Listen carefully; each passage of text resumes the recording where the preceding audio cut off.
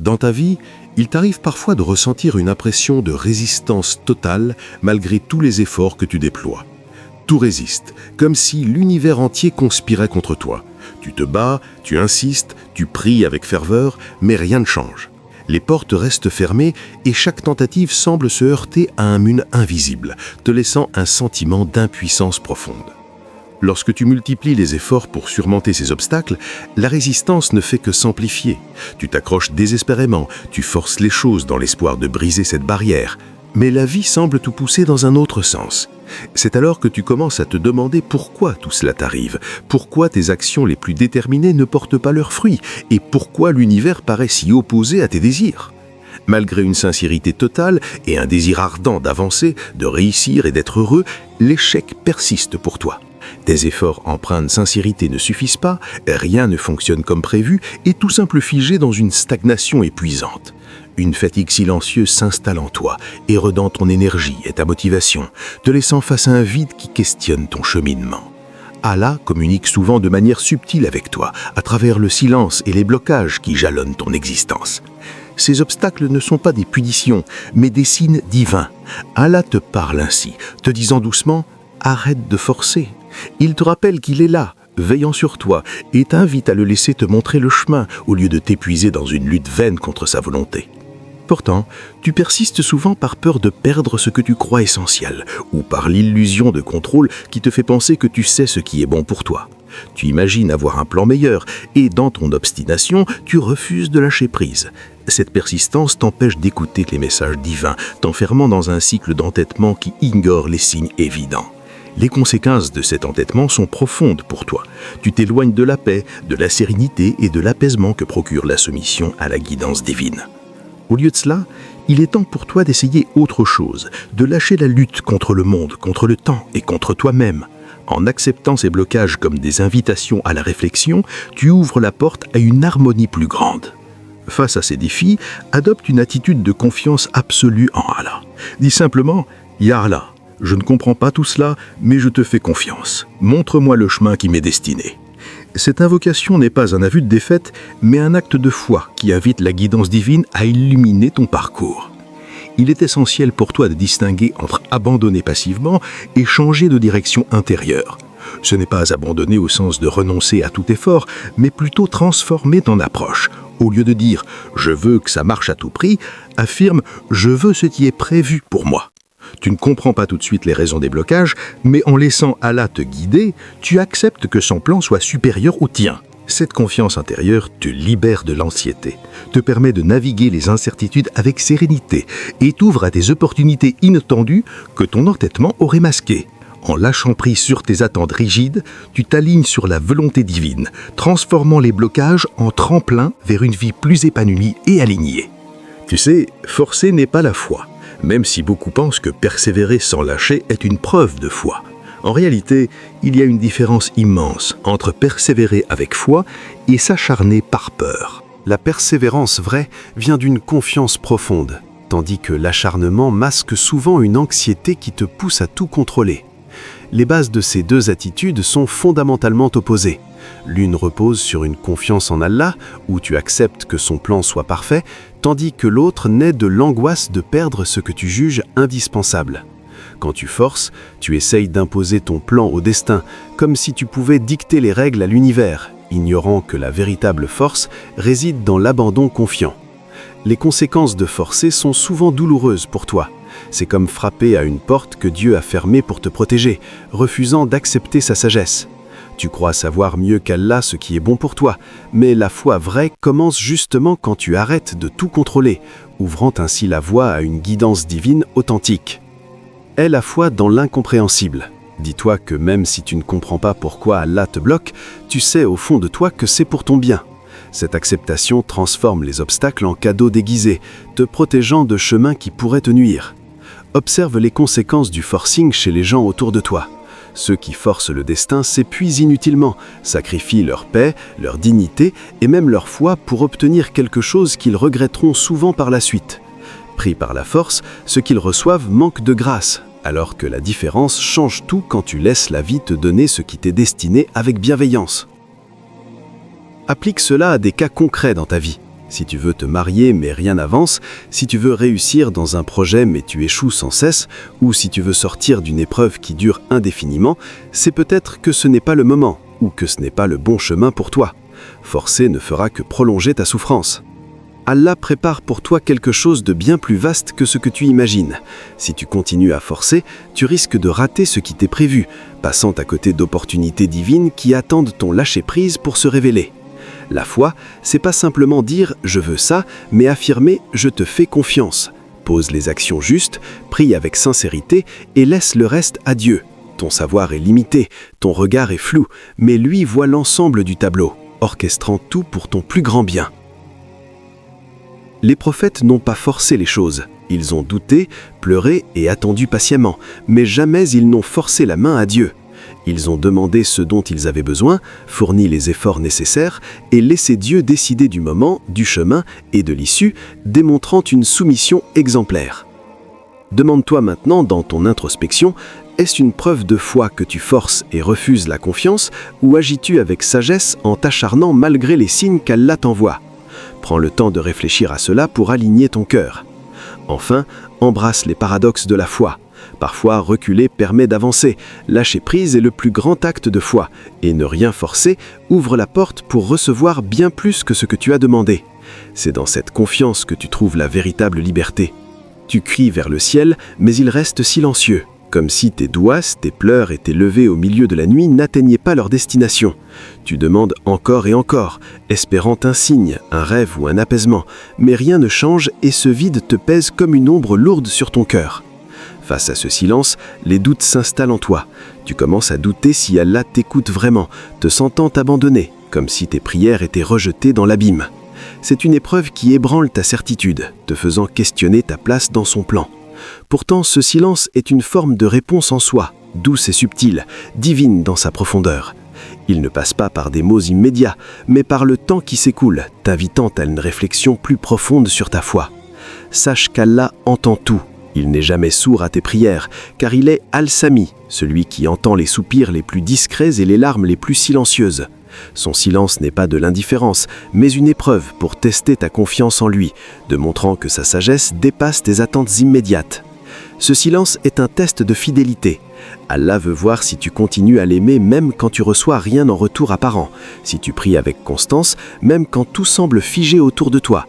Il te rappelle ainsi de ne pas oublier sa présence, te poussant à approfondir ta relation avec lui au-delà des réponses visibles. Dans ce silence, il t'invite à persévérer non pas de désespoir, mais par une dévotion pure, te rappelant que les véritables liens se forgent dans l'attente confiante. C'est une opportunité pour toi de grandir spirituellement, de transformer tes doutes en une foi plus solide, et de comprendre que son timing est parfait même quand il semble absent. Le contenu de ce silence n'est pas vide, il est rempli de sens, de préparation et de sagesse divine. Allah place les choses en ordre pour toi, écartant le mauvais et alignant les circonstances pour que ce qui t'est destiné arrive au moment idéal, te protégeant de ce qui pourrait te nuire. Tu veux souvent une réponse immédiate, visible et claire, mais tu oublies que la meilleure réponse peut être ce silence qui t'oblige à chercher plus profondément en toi-même, à explorer les recoins de ton âme pour trouver la guidance intérieure. Dans le silence, de grandes transformations s'opèrent. Tu apprends la patience et l'humilité, tu purifies tes intentions en cessant de prier seulement pour obtenir quelque chose, et tu commences à prier pour te rapprocher de lui. Les grandes transformations ne se font pas dans le bruit, mais dans le silence, où ton cœur s'ouvre à une compréhension plus profonde de sa volonté. Regarde les exemples prophétiques. Dans le désert, Moïse a entendu la voix du Seigneur après un long silence d'exil. Dans la grotte, Mahomet, que la paix soit sur lui, a reçu la première révélation après des moments de retrait solitaire. C'est dans ce silence intérieur que tu entendras la paix revenir, que les réponses se révéleront subtilement à travers ton intuition et ta sérénité retrouvée. Ne panique pas quand la réponse tarde et ne te précipite pas à forcer le destin par tes propres moyens, en pensant qu'Allah est absent ou indifférent. Reste calme, car ce silence est une invitation à la confiance. Interprète-le avec une signification positive. Quand Allah se tait, il t'élève spirituellement. Pense à la terre qui, en hiver, ne pousse rien en apparence. Elle n'est pas morte, mais elle se prépare, nourrit ses graines en profondeur et attend le bon moment pour fleurir. Toi aussi, tu es comme cette terre. Allah te prépare, te nourrit intérieurement et il ne t'a jamais quitté même dans les moments les plus silencieux. Le tawakkul est une confiance profonde en Allah. Mais peu savent vraiment ce qu'il implique. C'est un art, une discipline du cœur qui commence quand tu apprends à lâcher prise sur ce que tu ne contrôles pas. Il t'invite à aligner tes efforts avec une soumission sereine à sa volonté. Lâcher prise n'est pas abandonner, croiser les bras et attendre passivement, c'est faire de ton mieux, puis déposer le reste entre les mains d'Allah sans angoisse ni obsession. Tu agis avec détermination, mais sans t'accrocher au résultat comme si ta vie en dépendait. Dis simplement « Ya Rab, j'ai semé et arrosé, maintenant laisse pousser ce que tu veux ». Cette invocation capture l'essence du tawakkul, où tes actions se transforment en actes de foi pure. Tu veux souvent tout maîtriser, voir les résultats maintenant, être sûr que si tu agis, tu seras récompensé tout de suite. Tu t'inquiètes, tu vérifies sans cesse, tu forces et tu calcules, cherchant des garanties que la vie ne peut t'offrir. C'est ainsi que tu t'éloignes du tawakkul. Le vrai tawakkul, c'est accepter que tu ne puisses pas tout savoir, tout contrôler, ni tout comprendre. Continue à avancer sur une route floue, même si rien n'est prévu comme tu le souhaites, même si tu ne sais pas ce qui t'attend demain. Allah te guide sur un chemin qu'il voit plus loin que toi, avec une sagesse infinie. Regarde Ibrahim, paix sur lui. Quand il a été demandé de sacrifier son fils, il ne comprenait pas. Il aimait son enfant de tout son cœur, mais il a fait confiance, voyant la sagesse derrière l'ordre divin. Il a lâché prise, et Allah lui a rendu bien plus que ce qu'il imaginait, transformant l'épreuve en une bénédiction éternelle. Pense à la mère de Moussa. On lui a demandé de jeter son bébé dans le fleuve, ce qui n'était ni logique ni rassurant.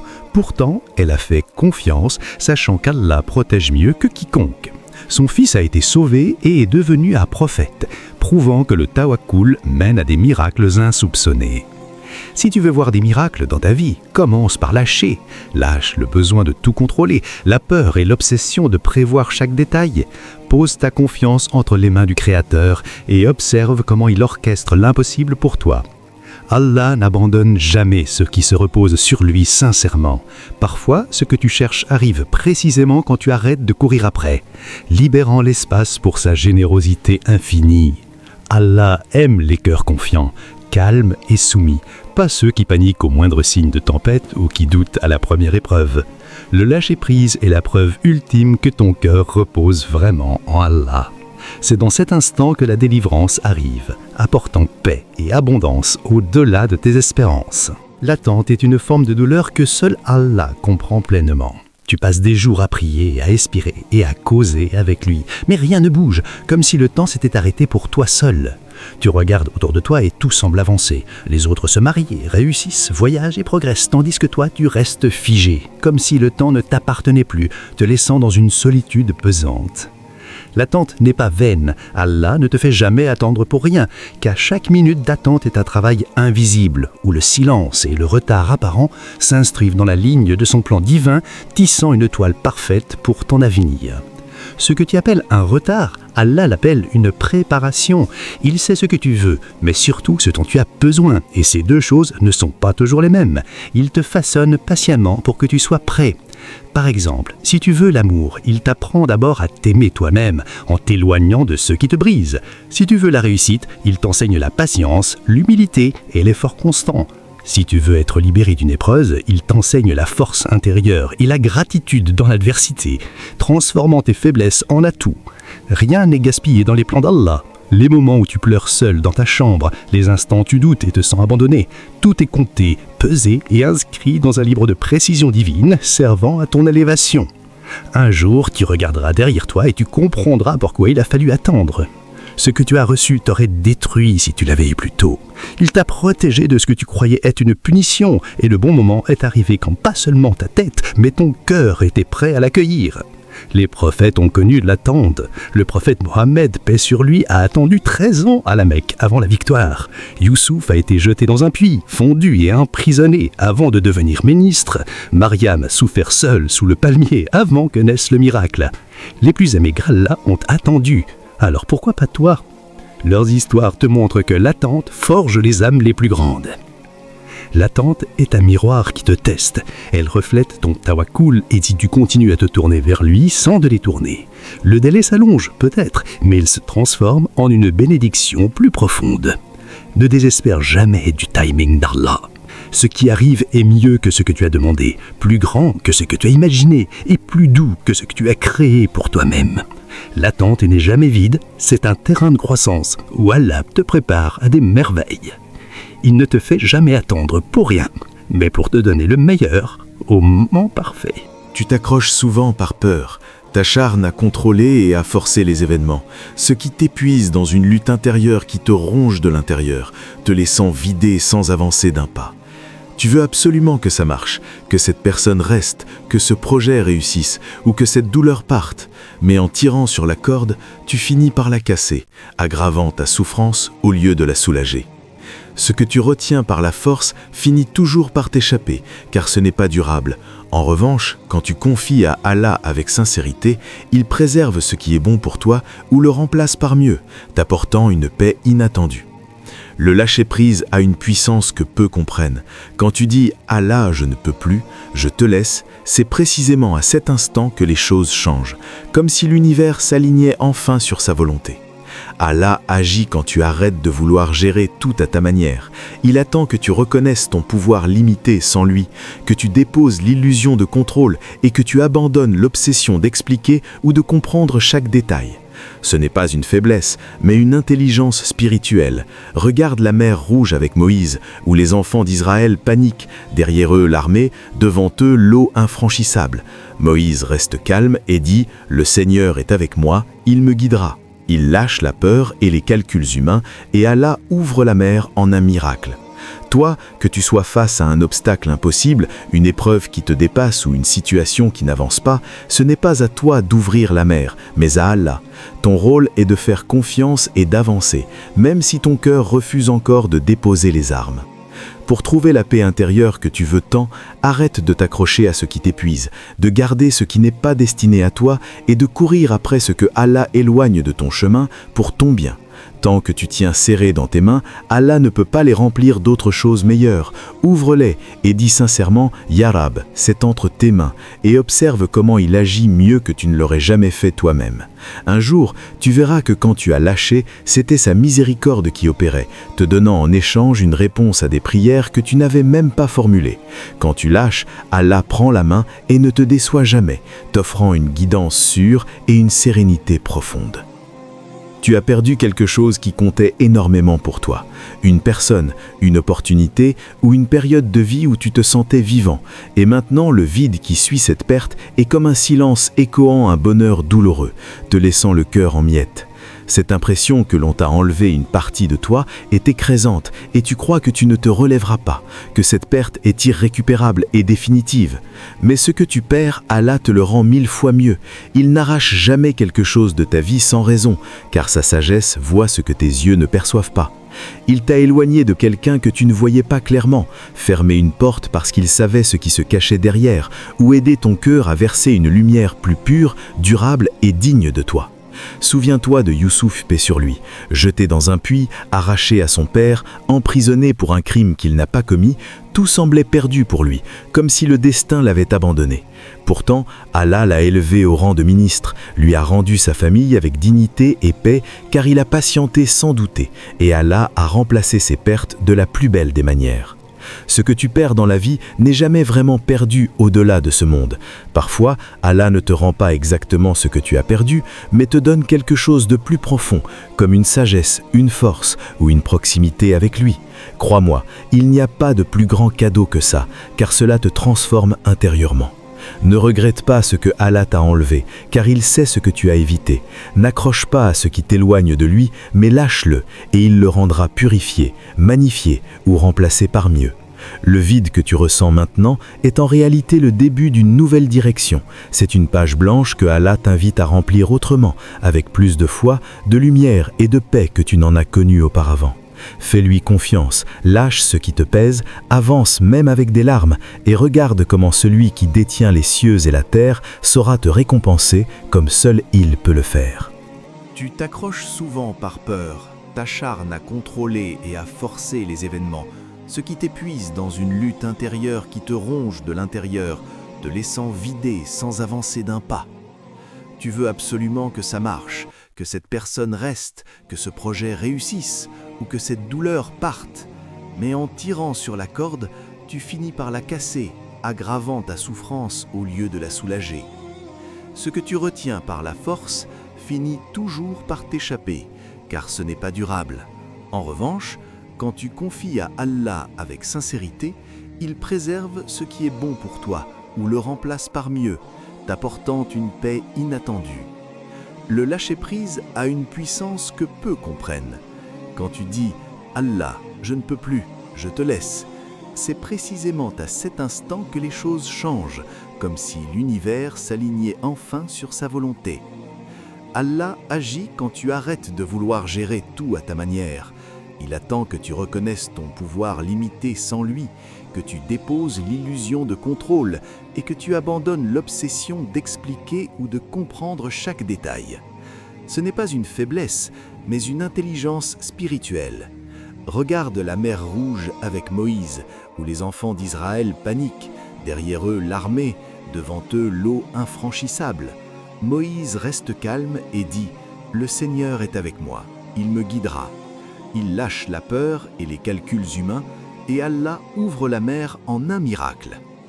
Toi, que tu sois face à un obstacle impossible, une épreuve qui te dépasse ou une situation qui n'avance pas, ce n'est pas à toi d'ouvrir la mer, mais à Allah.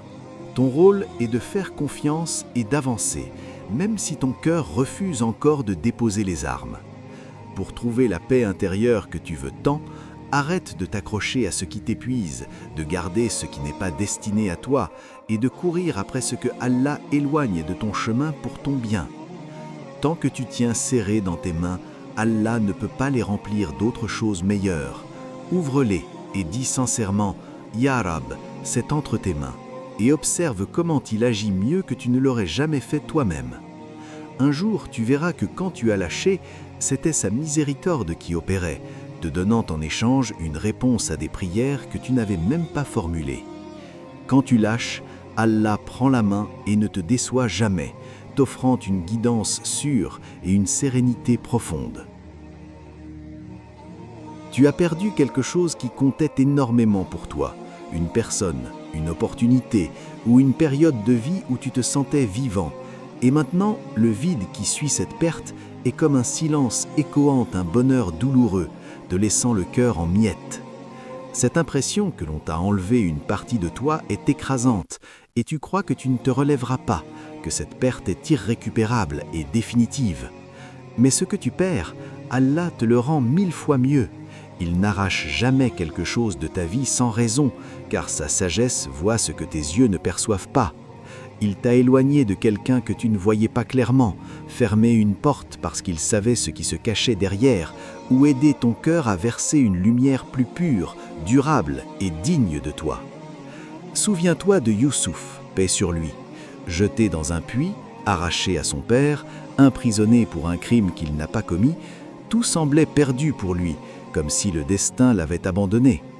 Pourtant, Allah l'a élevé au rang de ministre, lui a rendu sa famille avec dignité et paix, car il a patienté sans douter, et Allah a remplacé ses pertes de la plus belle des manières. Ce que tu perds dans la vie n'est jamais vraiment perdu au-delà de ce monde.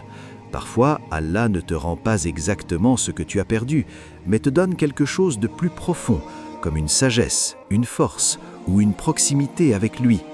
Crois-moi, il n'y a pas de plus grand cadeau que ça, car cela te transforme intérieurement. Ne regrette pas ce que Allah t'a enlevé, car il sait ce que tu as évité.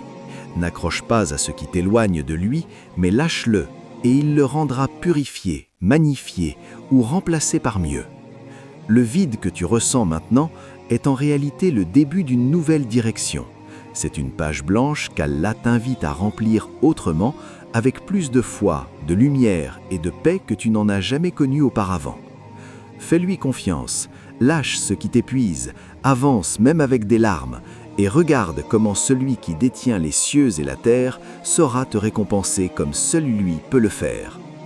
Ta vie est comme un voyage rempli de virages, d'attentes, de pertes et de silence. Parfois tu crois être perdu, tu cries vers le ciel sans comprendre, et tu t'essouffles dans des efforts qui semblent vains. Pourtant, dans ce chaos apparent, Une main te guide avec sagesse, t'entourant d'une lumière que tu ne vois pas encore, orchestrant chaque étape pour ton bien ultime. Ne force rien, laisse Allah te montrer le chemin. Forcer, c'est agir par peur, tandis que laisser faire, c'est vivre par la foi, en acceptant que sa guidance soit plus sûre que tes plans. Le plan d'Allah n'est jamais en retard, incomplet ou cruel. Il est juste parfait, conçu avec une précision divine qui dépasse ton imagination. Respire, calme ton cœur, prie avec sincérité, patiente et surtout, fais-lui confiance en toutes circonstances. Tu n'es pas seul, tu ne l'as jamais été et tu ne le seras jamais. Allah est avec toi, à chaque instant, veillant sur ton chemin divin.